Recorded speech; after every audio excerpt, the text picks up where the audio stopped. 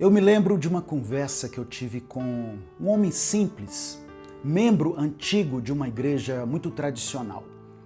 Ele era fiel aos cultos, ele conhecia a liturgia, ele sabia exatamente a hora de levantar, a hora de sentar, quando dizer amém, os cânticos, tudo nele parecia correto. Mas um dia, já fora do templo, ele me falou uma coisa que eu nunca esqueci. Ele falou assim: pastor, lá dentro eu sei exatamente o que fazer, mas aqui fora eu não sei mais quem eu sou. E aquilo me marcou profundamente, sabe, irmãos? Porque é possível fazer tudo certo por fora e ainda assim estar completamente desconectado por dentro. É possível seguir as tradições, os costumes, os rituais e mesmo assim perder o essencial, um coração alinhado com Deus. É exatamente esse o cenário de Mateus capítulo 15. Jesus não está falando com pessoas afastadas da fé. Ele está falando com especialistas da religião, com gente de igreja, pessoas que conheciam a lei, pessoas que defendiam as tradições e que se orgulhavam dessa rigidez, sabe? Mas havia um problema muito grave. Eles estavam usando a religião para anular a vontade de Deus. A paz do Senhor, meu querido irmão, minha querida irmã. Eu sou o pastor Edivaldo Oliveira e você está no canal Minuto com Deus. Aqui nesse espaço, todos os dias, eu compartilho uma mensagem de fé e esperança. E no final, eu oro por você. Se você está chegando por aqui hoje, seja bem-vindo, seja bem-vinda. Eu peço que você dê o like no vídeo. Isso é muito importante. Se inscreva no canal e ative o sininho das notificações.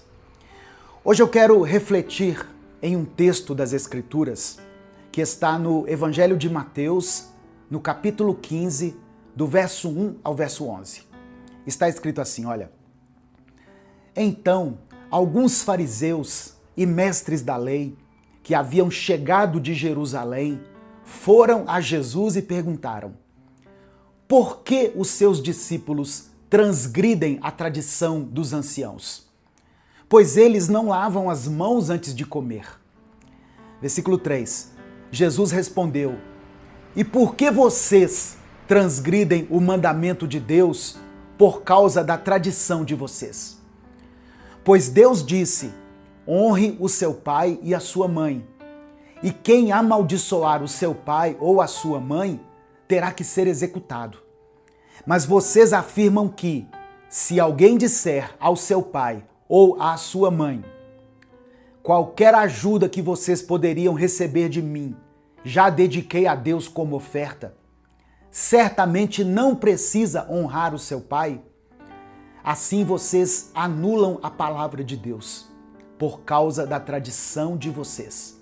Verso 7. Hipócritas, bem profetizou Isaías acerca de vocês, dizendo: este povo me honra com os lábios, mas o seu coração está longe de mim.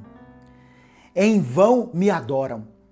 Os seus ensinamentos não passam de mandamentos ensinados por homens. Jesus chamou para junto de si a multidão e disse: ouçam e entendam. Não é o que entra pela boca que torna o homem impuro, mas o que sai da sua boca. Isto sim o torna impuro. Eu quero falar hoje sobre 4 ensinamentos que eu aprendi com Jesus nesse texto aqui. Primeiro ensinamento: a tradição não pode ser mais importante do que a obediência. Mateus capítulo 15, no versículo 3. E por que vocês transgridem o mandamento de Deus por causa da tradição de vocês? Olha só, os fariseus tinham criado um sistema religioso tão complexo que as tradições humanas passaram a ter mais peso do que a própria palavra revelada. O problema não era a tradição em si, mas o fato de que ela tinha substituído a obediência verdadeira. E Jesus expõe algo muito sério. Eles usavam argumentos espirituais para justificar a desobediência prática. Eles consagravam recursos, entre aspas, a Deus, dinheiro, mas eles negligenciavam o cuidado com os pais. Eles falavam de santidade, mas viviam sem amor. E isso aqui, irmãos, nos ensina algo essencial. Espiritualidade que não gera responsabilidade é uma espiritualidade falsa, hipócrita. Não existe devoção verdadeira que nos afaste do amor, da honra e da justiça. 1 Samuel, capítulo 15, verso 22, é uma advertência que Samuel fez ao rei Saul. Acaso o Senhor tem prazer em holocaustos e sacrifícios, tanto quanto em que se obedeça à sua palavra? Deus nunca quis rituais vazios. Ele sempre quis corações obedientes. Segundo ensinamento, se os lábios adoram a Deus, mas os nossos corações estão distantes dele, a nossa adoração é vazia. Mateus capítulo 15, verso 8. Este povo me honra com os lábios, ou seja, da boca para fora, mas o seu coração está longe de mim. Aqui Jesus cita o profeta Isaías para mostrar que o problema não era novo. A hipocrisia religiosa acontece quando há descompasso entre discurso e devoção real. Os lábios falam de Deus, mas o coração vive longe dele. Isso é incoerência. E distância de Deus não se mede pela presença nos cultos, mas pela intimidade. No Evangelho de João, capítulo 4, verso 23, Jesus diz que os verdadeiros adoradores adorarão o Pai em espírito e em verdade. Estes são os adoradores que o Pai procura.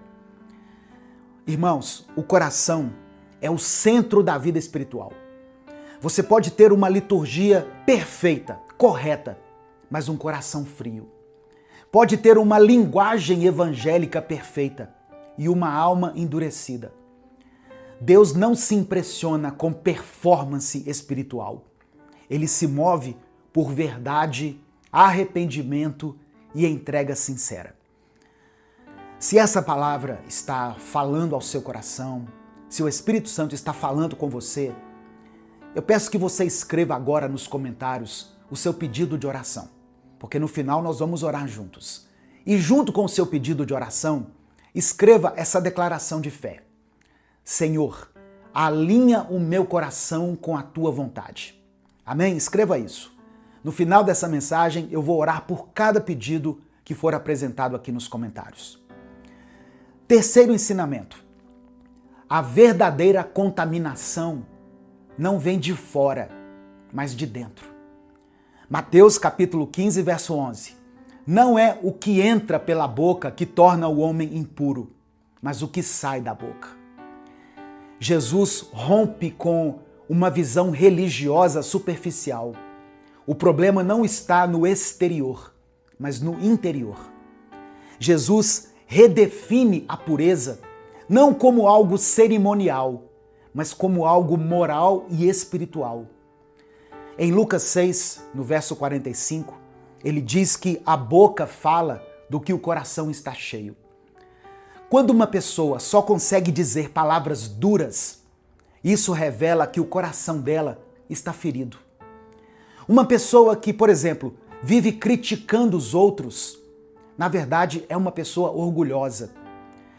Sabe aquelas pessoas radicais que querem mostrar uma religiosidade, mas às vezes se tornam até agressivas?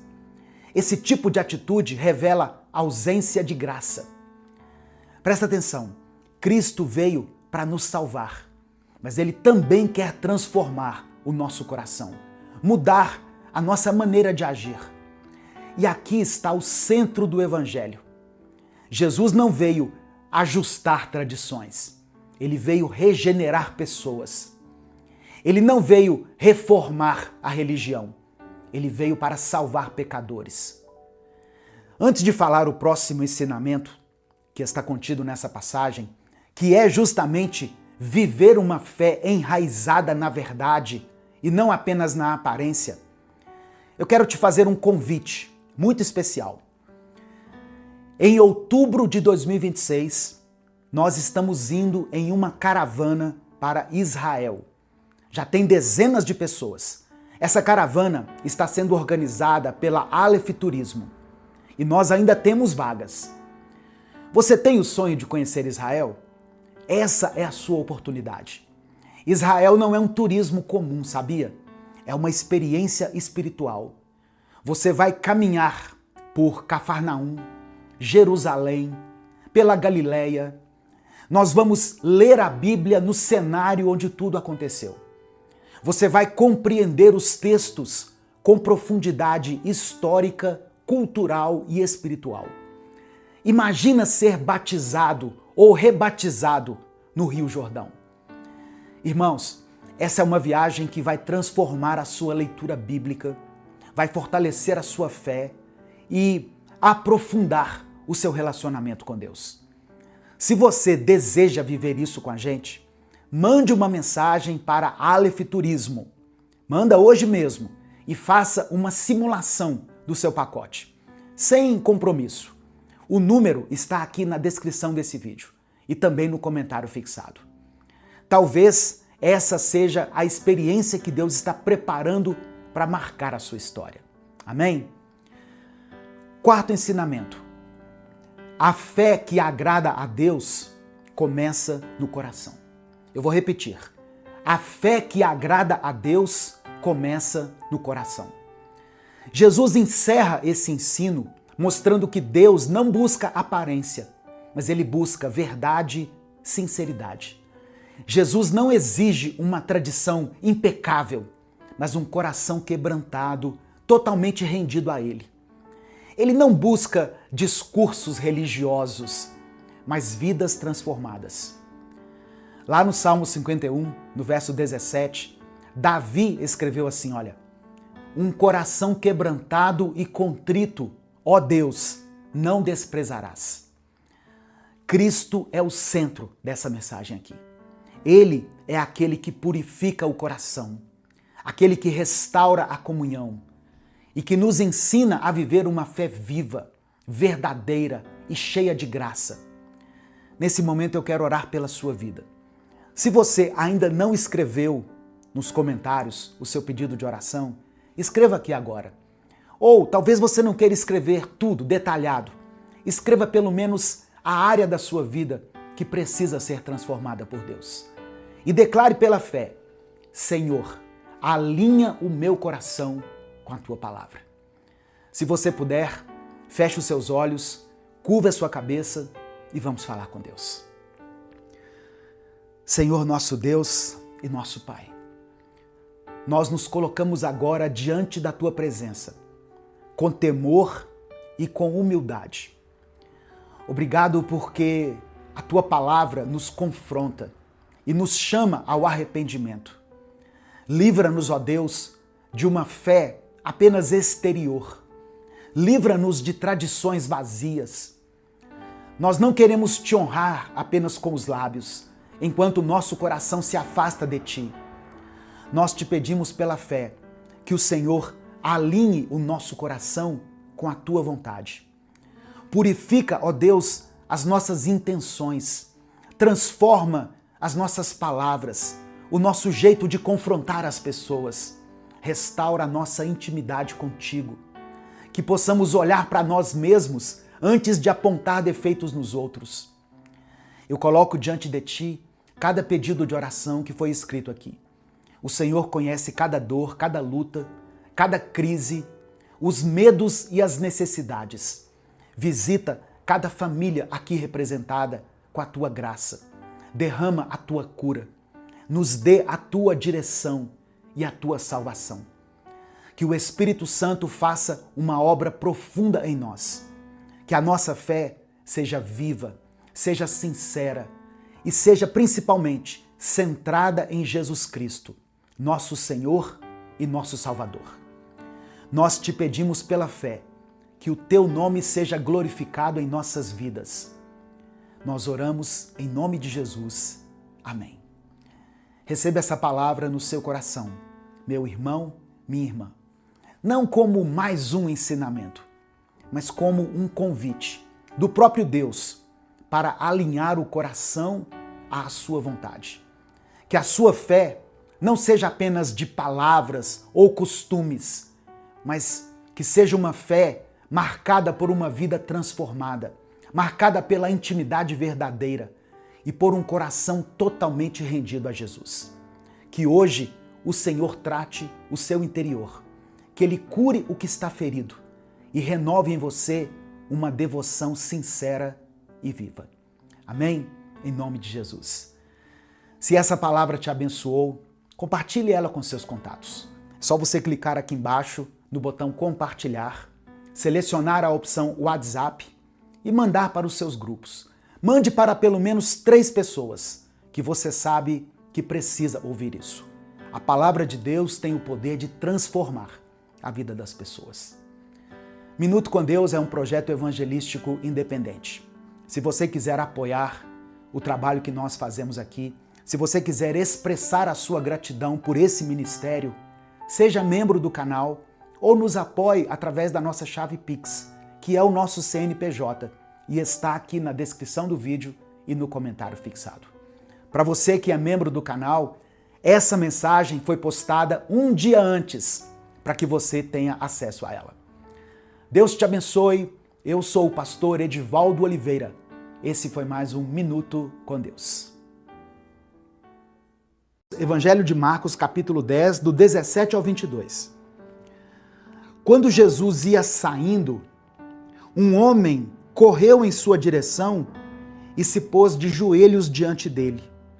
E lhe perguntou: Bom mestre, que farei para herdar a vida eterna? Respondeu-lhe Jesus: Por que você me chama bom? Ninguém é bom a não ser um, que é Deus. Você conhece os mandamentos. Não matarás, não adulterarás, não furtarás, não darás falso testemunho, não enganarás ninguém, honra teu pai e tua mãe. E ele declarou: Mestre, a tudo isso tenho obedecido desde a minha adolescência. Ou seja, eu já faço tudo isso aí, Jesus. Desde jovem que eu já pratico os mandamentos. Jesus olhou para ele e o amou. Jesus disse assim: olha, falta-lhe uma coisa, disse ele. Vá, venda tudo o que você possui e dê o dinheiro aos pobres, e você terá um tesouro no céu. Depois, venha e siga-me. Deixa eu só conferir aqui se a transmissão está ok. Ok. Porque às vezes a transmissão, o sinal da internet cai aqui, né? E eu não fico sabendo, eu só vejo depois aqui. Mas aqui eu tô vendo, tá tudo normal. Então, verso 21. Jesus olhou para ele e o amou. Falta-lhe uma coisa, disse ele. Vá, venda tudo o que você possui e dê o dinheiro aos pobres, e você terá um tesouro no céu. Depois venha e siga-me. Diante disso, ele, o jovem, ficou abatido e afastou-se triste, porque tinha muitas riquezas. Aquele jovem, ele procurou Jesus perguntando o que ele tinha que fazer para herdar a vida eterna. Mas quando Jesus falou para ele abrir mão das suas riquezas, ele ficou triste, porque ele já estava apegado a elas. Então, quantas pessoas pedem a Deus um sinal, por exemplo, sobre um relacionamento. As pessoas pedem a Deus um sinal sobre um relacionamento, mas no fundo, elas já decidiram seguir em frente. Mesmo que não seja um relacionamento saudável, mesmo que seja um relacionamento tóxico, mesmo que esteja as prejudicando, atrapalhando a intimidade delas com Deus. Muitas vezes, um relacionamento que as leva para a fornicação, para um ato sexual ilícito. As pessoas pedem direção, mas elas não querem obedecer. Ou as pessoas pedem direção em relação a um negócio, a um projeto. É um negócio meio estranho aqui, pastor. Tem uma coisinha aqui que é fora da lei, mas assim, é um negócio que vai me prosperar muito, mas tem esse aspecto aqui que eu vou ter que dar uma sonegada em um imposto, eu vou ter que fazer uma maracutaia. Mas eu queria que o senhor consultasse a Deus aí, que o senhor orasse.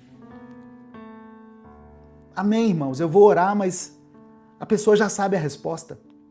Ela mesma já falou que o negócio é meio esquisito. A própria pessoa já falou que o relacionamento é destrutivo. Teve uma vez, eu já contei isso aqui outras vezes, teve uma vez que uma moça veio até nós, até mim, a minha esposa, e falou assim: eu queria que vocês orassem pelo meu relacionamento. E ela estava com o braço quebrado. Eu não vou falar o nome aqui, né? Porque isso já tem muito tempo. Eu falei: amém, vamos orar. Mas o que aconteceu com seu braço? Ah, ele, o namorado, né, quase noivo, ele foi me balançar assim pelo braço no momento que a gente estava discutindo e acabou quebrando meu braço.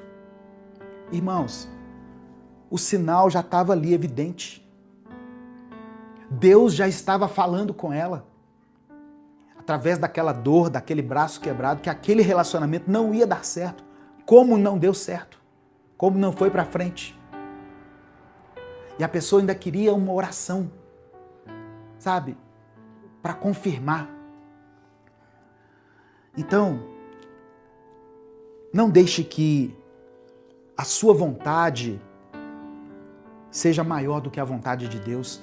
Não deixe que a sua ambição, os seus anseios prevaleçam sobre o propósito que Deus tem para a sua vida.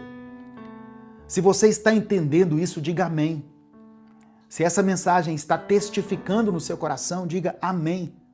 Escreva aqui nos comentários: amém, eu recebo. Aproveita que você vai escrever e dá o seu like aqui no vídeo. Você que está aí no Instagram, clica aí no coraçãozinho, dê o seu joinha. Isso ajuda também a mensagem a alcançar mais pessoas. Amém? Se você está chegando aqui hoje, se inscreva no canal. Nós postamos vídeos com reflexões bíblicas e orações todos os dias aqui. Segunda coisa que eu quero destacar aqui nesse texto é que Deus nos chama para confiar nele, mesmo num cenário de medo. Aqui no verso 7 de Jeremias 42, vem a resposta de Deus. 10 dias depois, veio a resposta de Deus. Qual que era a resposta? Eles deveriam permanecer em Judá, ainda que parecesse perigoso, porque se eles permanecessem, Deus os abençoaria e Deus os ajudaria a reconstruir Jerusalém. É isso que Jeremias respondeu para o povo. Fugir para o Egito parecia ser o caminho mais seguro. Só que seria o caminho para a espada, para a fome e para a peste. Se o Espírito Santo falou com você através dessa palavra, dê o like no vídeo, se inscreva no canal e ative as notificações. Quer assistir a mensagem completa? Clique aqui no link que está na descrição do vídeo. Que Deus abençoe a sua vida em nome de Jesus. Hoje eu quero compartilhar com vocês uma palavra que Deus colocou no meu coração, que está no Evangelho de Mateus, capítulo 6. Evangelho de Mateus, capítulo 6, do versículo 19 ao versículo 21. Irmãos, o capítulo 6 de Mateus traz, junto com o capítulo 5, o capítulo 7, traz aquilo que nós chamamos de o Sermão do Monte, ou o Sermão da Montanha. E Jesus, aqui no capítulo 6, nos dá uma lição tremenda, uma lição atemporal, sobre onde nós devemos depositar o nosso coração. E Jesus nos orienta como viver conforme os valores do reino de Deus. Porque o mundo, ele quer nos impor os seus valores, os seus princípios. Mas Jesus, mais uma vez, ele nos ensina como viver conforme os valores de Deus, os valores do reino de Deus. As pessoas para quem Jesus falava, as pessoas a quem Jesus dirigia a palavra, viviam num contexto de dificuldades. Muitas dessas pessoas enfrentavam pobreza e insegurança. Por isso, alguns colocavam as suas esperanças no acúmulo de riquezas e possuíam bens como garantia de segurança e felicidade. Isso naquela época já era assim. Imagina nos dias de hoje. As pessoas até hoje colocam a sua esperança no dinheiro. Elas não colocam a esperança em Deus, colocam a esperança no dinheiro, no acúmulo de riquezas. Por isso, o Evangelho, ele tem sido deturpado, de certa maneira, através dessa mensagem de que se você serve a Deus, você tem que ser rico. Essa mensagem foi propagada durante muitos séculos e contaminou a essência do Evangelho.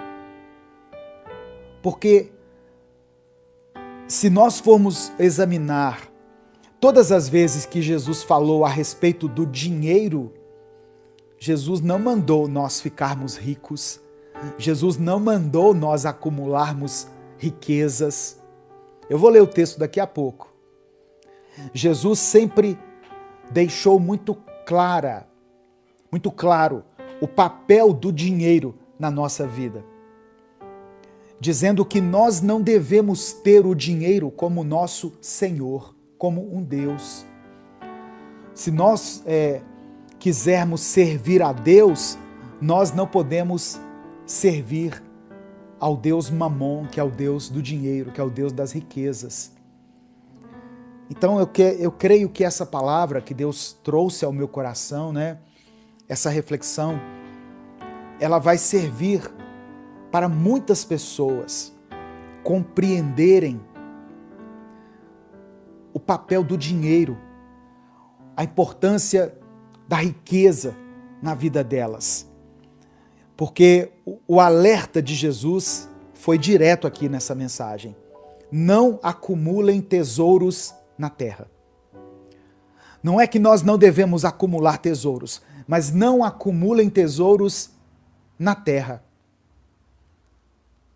Ou seja, existe um lugar certo onde nós devemos acumular tesouros. E onde que é? No céu. O texto é Mateus capítulo 6, do versículo 19 ao versículo 21. Diz assim a palavra do Senhor.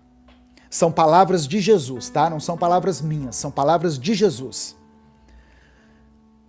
Não acumulem para vocês tesouros na terra, onde a traça e a ferrugem destroem, e onde os ladrões arrombam e furtam.